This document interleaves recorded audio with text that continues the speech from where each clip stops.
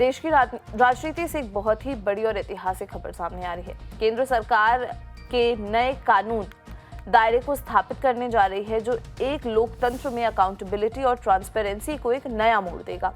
केंद्र के गृह मंत्री अमित शाह ने आज लोकसभा में 3 ऐसे महत्वपूर्ण बिल्स पेश कर रहे हैं जो प्राइम मिनिस्टर, चीफ मिनिस्टर्स और मंत्रियों को उनके पद से हटाने के लिए एक नया कानूनी प्रावधान बनाएगा। ये नियम उन पर लागू होंगे जिन्हें गंभीर आपराधिक आरोपों के तहत गिरफ्तार किया गया है। ये बिल्स कहते हैं कि अगर किसी पीएम, सीएम या यूनियन मिनिस्टर को ऐसे अपराध के आरोप में लगातार 30 दिन तक हिरासत में रखा जाता है जिसकी सजा 5 साल या उससे ज्यादा है तो उन्हें 31st डे यानी 31वें दिन पद से हटा दिया जाएगा। जब तक वो हिरासत में रहेंगे उनका पद चला जाएगा।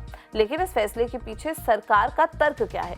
अमित शाह द्वारा जारी किए गए बिल्स के statement of objects and reasons में साफ लिखा है कि चुने हुए प्रतिनिधि जनता की उम्मीदों को दर्शाते हैं और उनका आचरण हर जगह हर तरह के संदेश से ऊपर है।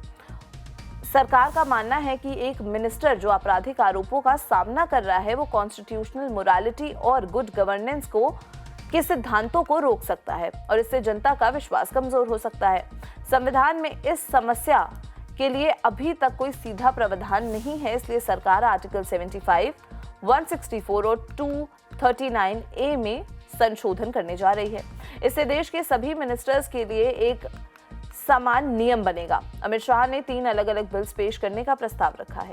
The constitution 130th amendment bill 2025 जो प्राइम मिनिस्टर और मिनिस्टर्स के लिए नियम लाएगा, जम्मू और कश्मीर रीऑर्गेनाइजेशन अमेंडमेंट बिल 2025 और government of union territories amendment bill 2025 जो यूनियन टेरिटरी जैसे पुडुचेरी और जम्मू और कश्मीर में मंत्रियों और सीएम को हटाने की प्रक्रिया को परिभाषित करते हैं।